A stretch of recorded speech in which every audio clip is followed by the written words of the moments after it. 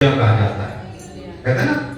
तो महाराज जैसे शादी हुई है ना, इसमें समाज में आपको कोई कुछ भी कहेगा तो आप क्या करना है, खिलना है, धानों की तरह जलना नहीं है, जवाब भी देना है और हंस करके जवाब देना है। तो यहाँ पर खिलों से आहुति दी जाती है। लाजवाब परिक्रमा, जो परिक्रमा की ना देवताओं को प्रसन्न करने के लिए, ये विभागी श्रेणी नहीं आता है। जब तक मैं कुछ वचन है उनको नहीं मानते तब तक संज्ञा कुमार का, अर्थात मैं कुमारी हूँ। दूसरा भाव बता दूं उसको, करो स्वीकार पंचों में तभी पत्नी बनूंगी मैं, वचन जब साथ दे दोगे तभी प्रियतम कहूंगी मैं। बोलो सांची दरबार की जय। सात वचन जब स्वीकार करोगे तभी महाराज वास्तव में मैं आपकी पत्नी बनूंगी। सात वचन कौन से हैं? पहले वचन कन्या कहती है, यज्ञ व्रतामन दानम तीर्थ यात्रा उपवेशनम। यज्ञ के समय, व्रत के उद्यापन के समय, तीर्थ यात्रा के समय मैं आपके साथ में होनी चाहिए। और कैसे रहेंगे? जिस तरह यहाँ बैठे हुए, आप देखो ना अभी ये सीधे में बैठे हुए, तो कन्या कहती है मैं सीधे में बैठ करके आपके साथ में यज्ञ करूंगी, व्रत का उद्यापन करूंगी। तीर्थ यात्रा में जाना है तो भी सीधे में बैठे जाओ, घूमने जाना है तो बाहर बैठे जाना है। और शंकर भगवान की जय। भगवान भोलेनाथ कहिए तो खास आपकी बात मुझको स्वीकार है, ठीक है जी। बोलो सांची दरबार की जय। दूसरे वचन में क्या कहती है? कहती महाराज सुखम चाहिए दुखम दारिद्र धन संचय, क्या है तो एक भावे ना विष्णु साख्यता। महाराज आपके पास में सुख है से आप मुझे न बताएं, परंतु एहसास रहेगा हमारे घर में सुख है। भगवान ना करे किसी प्रकार का दुख आता है तो कन्या कहते जब तक मुझे नहीं बताओगे मुझे पता नहीं चलेगा। सुखम चाहिए दुखम दारिद्र धन संचय, आपका धन संपत्ति कितना है, अच्छा है तो चाहे न बताएं पर एहसास रहेगा हमारे घर में पैसा है। आप पूरा चलता भगवान ना करे पैसे का अभाव आता है तो कन्या कहते जब तक नहीं बताओगे तब तक मुझे पता नहीं चलेगा। जैसा समय होगा आपको मुझे बताना पड़ेगा। बोले ओम स्वस्ति। बोलो सांची दरबार की जय। दूसरा वचन भी भोलेनाथ ने स्वीकार कर दिया। इस वचन कहते हैं एक प्राणी की तीन अवस्था होती है, बाह्य क्या है तो तीन संभव है। कन्या कहती है बाल अवस्था का पालन पोषण में माता पिता के घर में होगा, और दो अवस्था रह गई ना, तरुणावस्था और वृद्धावस्था। इन दोनों अवस्थाओं का पालन पोषण आप करते हैं। तो कन्या कहती है मैं आपके बाग में था। ये वचन उस समय का था जब भाई लोग कमा करके लाते थे, माता बहनें घर की गृहस्थी संभालती थी। अब क्या है, दोनों जब कमाने जाते हैं, जब दोनों कमाने जाते हैं तो घर की गृहस्थी में दोनों को संभालनी है। तो सांची दरबार की जय। और कैसे संभालनी है? राम है केवल प्रेम प्यारा, प्रेम से, थोपना नहीं है कि पंडित ने ऐसा कहा तो ऐसा करना है, और पड़ोसी को पता न चले कि उपाध्याय सब्जी काट रहे हैं। और शंकर भगवान की जय। तो तीसरा वचन स्वीकार हुआ। अगले वचन कन्या कहती है सब्जी काटने का मतलब पड़ोसी को पता ना चले, मैंने कहा है। अगला वचन आप छोड़ दिया अगला। हाँ, पड़ोसी को पता ना चले मतलब है किसी को कोई ये पता ना चले कि घर में क्या हो रहा है। विशेषतः जरा गहराई में चल जाएंगे तो बहुत टाइम लग जाएगा। अधिकांश क्या होता है झगड़े की जड़ यही होती है।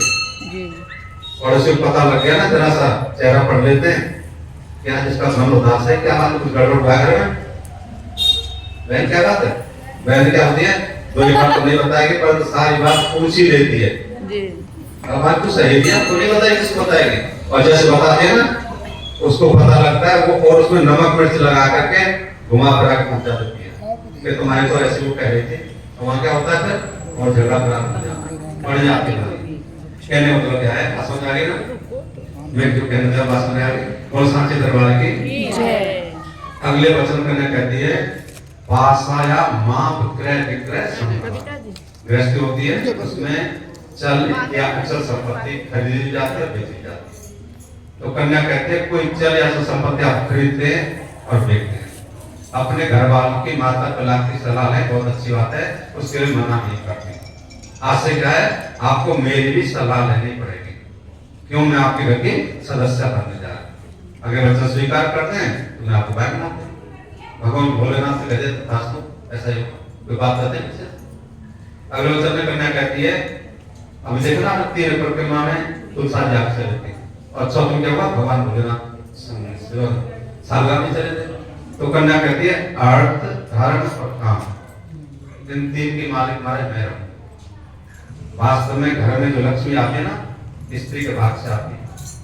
अगर स्त्री सूर्योदय से पहले जगती है, तुलसा जी की पूजा करती है, भगवान की पूजा करती है, पतिव्रत धर्म का पालन करती है, तो कहती है उनके घर में लक्ष्मी स्वतः चली है। अर्थ धर्म, जितने व्रत पूजन ये माता बहन करते ना, उतने भाई बहन नहीं करते। काम शक्ति भी इसके पास ज्यादा होती है। तो कन्या कहती है 3 की मालिक तो मैं रहूंगी मारे। और मोक्ष क्या है, आपको स्वयं प्राप्त करना होगा। मोक्ष प्राप्ति में मेरा कोई सहयोग नहीं। हाँ, सहयोग करोगे पर करना आपको पड़ेगा। तो मोक्ष प्राप्ति के लिए क्या है, कुछ साधन बताए। देवताओं को प्रसन्न करना और पितरों को प्रसन्न करना। पितरों को प्रसन्न करने के लिए उनका तर्पण करना, उनका पिंडदान करना, श्राद्ध करना, और देवताओं को प्रसन्न करने के लिए उनके लिए यज्ञ करना, हवन करना, पूजन करना, ये सब साधन होते हैं। तो ये साधन है मोक्ष प्राप्ति के लिए। भगवान भोलेनाथ ने कह दिया तथास्तु ऐसा होगा। भगवान हमको पैसा देगा तो पैसा खर्च कर देगा। और सांची दरबार की जय। अगला वचन एक है, कन्या कहती है, मार देखिए ये जो समाज है ना, किसी घर कोई मंगल कार्य होता है ना, तो अधिकांश होता है कि माता बहन एक दूसरे घर चली जाती है। कन्या कहती है कि हो सकता है हास परिहास करते, मैं मुझसे कोई शब्द निकल गया या नहीं निकला, किसी ने आके आपके कान भर दिए, तो आप मुझको वहां जाकर के ताड़ना नहीं देंगे। घर जाकर समझा सकते हैं, आपकी बात मानने होगी, बात को मानोगे, परंतु आप मेरा सत्यों के बीच में अपमान नहीं करेंगे। भगवान भोलेनाथ के लिए तथास्तु ऐसा होगा। बात मानते हो? अगले दिन कन्या कहते हैं देखिए हमारी समाज है ना, इसमें कुछ तो मुझसे बड़ी उम्र की है, कुछ मुझसे छोटी उम्र की है, कुछ मेरी बराबरी की भी है। कन्या कहती जो मुझसे बड़ी उम्र की हैं उनको आपको सब बड़ी बहन या बुआ के समान सब देंगे। जो मुझसे छोटी उम्र की है उनको सबको छोटी बहन या पुत्री के समान सब देंगे। केवल पत्नी भाव में आप मुझे देखेंगे। तो कन्या कहती मैं आपके भाग में आते। भगवान भोलेनाथ कहते तथास्तु ऐसा होगा। बोल शंकर भगवान की जय। इस 7 वचन जो होते हैं ना, भगवान भोलेनाथ स्वीकार कर लिए। और पार्वती उठकर जाने लगे ना, बाबा के भांग का नशा था ना, सब उतर गया।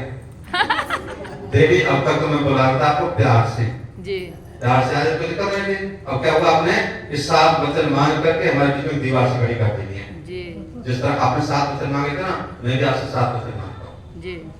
पार्वती वचन कहने लगे तो पार्वती कहते हैं, भोलेनाथ कहते हैं, पार्वती कहते मालिक हम आपकी बराबरी नहीं कर सकते, क्यों हमारे तबला जाति कह जाते ना स्त्री को। भगवान भोलेनाथ कहते हैं जल्दी प्रसन्न हो जाते हैं, वो प्रसन्न हो गए। कहने ठीक है देवी मैं इसके आधे करता हूँ। 7 के आधे 3.5।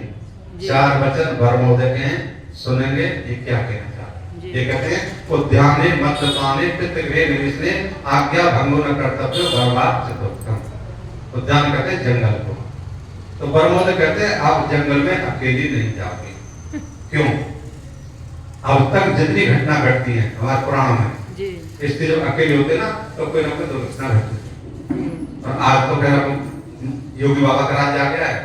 जब अखिलेश का था ना तो कान के गले के सब छीन के ले जाते थे, सब छीन के ले जाते। तो कह दिया आप अकेले नहीं जाओगे क्योंकि ये घटना ना घटे। तो ध्यान है मद पावे। मद जो होता है कई प्रकार होता है। एक तो लक्ष्मी का मद होता है, लक्ष्मी सबके पास में से ज्यादा पर उसका अहंकार नहीं होना चाहिए। एक पद का मद भी कहा जाता है, पद सबके पास में खूब बड़े से बड़ा होना चाहिए, परंतु उसका अहंकार नहीं होना चाहिए। एक आजकल नशे की वस्तु इस्तेमाल करते ना, उसे जरा सा पीते हैं उल्टा सीधा बोलना शुरू कर देते हैं। तो वरमोदय कहते हैं इनमें से किसी के पास में कोई मत है तो आप उनके सम्मुख नहीं जाओ। क्यों? पता नहीं आपसे क्या कहने लगे, आपसे कुछ कहेगा तो मुझे पता चलेगा, मैं पहुंच जाऊंगा, वहां पे क्या हुआ हमारा झगड़ा प्रारंभ हो जाएगा। और झगड़ा हुआ क्या हुआ, जगह जगह हमारी चर्चा होने लग जाएगी। देखिए जरा सा मजाक ही तो किया था आगे लड़ने के लिए। तो वरमोदय कहते हैं अच्छे कर्मों की चर्चा होनी चाहिए, गलत कर्मों की चर्चा नहीं होनी चाहिए। तो इसलिए भगवान भोलेनाथ ने कह दिया आप अकेले नहीं जाओ। और तो कहते ठीक है तथास्तु से बात मान। अगले वचन कन्या कहती है, वरमोदय कहते हैं पितृ गृहे न हो, आप अपने पिता के घर में बगैर मेरी आज्ञा के नहीं जाओ। सती चली गई थी ना, सही त्यागना पड़ा उनको। तो यहाँ क्या हुआ, भगवान भोलेनाथ ने प्रतिबंध लगा दिया कि आप अपने पिता के घर भी बगैर मेरी आज्ञा के नहीं जाओ। अच्छी बात है, वहां से बुलावा आता है तो हो सकता है दोनों जा सकते हैं, या हो सकता है आप नहीं मैं जा सकता हूँ, या मैं नहीं आप ले सकता हूँ, जैसे उस समय परिस्थिति को करेंगे, परंतु बगैर मेरी आज्ञा के नहीं जाओ। फादर कहते ठीक है, बात मानते तथा। अगले वचन में कहते हैं आज्ञा भंगो न कर्तव्य, आप मेरी किसी आज्ञा का उल्लंघन नहीं करेंगे। भगवान को बस भोलेनाथ कहते हैं, पर भोले में नहीं थे। 3 वचन पहले मांग लिए और पीछे क्या हुए, ब्रह्मास्त्र छोड़ दिया। आप कहा मैं आज्ञा का उल्लंघन नहीं करोगे। अगर अकेला ही वचन होता ना, यही काफी था। 3 वचन जरूरत नहीं थी, एक ही वचन काफी था, तो एक से आगे उल्लंघन नहीं करोगे, ठीक है। पार्वती कहते मार देखिए, ये धर्म होता साल होते ना, धर्म के लिए होते हैं। अभी कहने लगा ये धर्म के चाचा क्या करें, बनाए हुए चाचा सगे चाचा नहीं है। ये कहना धर्म के चाचे क्या करेंगे, बनाए हुए चाचे सगे चाचे नहीं है। और ये कहने लगा तो सारी धर्म पत्नी है, तो क्या कहेंगे वास्तव में पत्नी। तो पार्वती कहते मारे आप कोई धर्म की आज्ञा मुझे देते हैं, सबका पालन नहीं करते। अगर आपने कोई अधर्म की आज्ञा मुझे दी तो कन्या कहते उसका पालन में नहीं करूंगी। थोड़ा सांचे दरबार की इस 7 वचन में पार्वती स्वीकार कर दिए, उठ करके पार्वती बाहर चली गई। और सांचे दरबार की जय। अब मां का सिंदूर थोड़ा सा लगाना होता है, सिंदूर ले लेते हैं, मां पहले लगाना।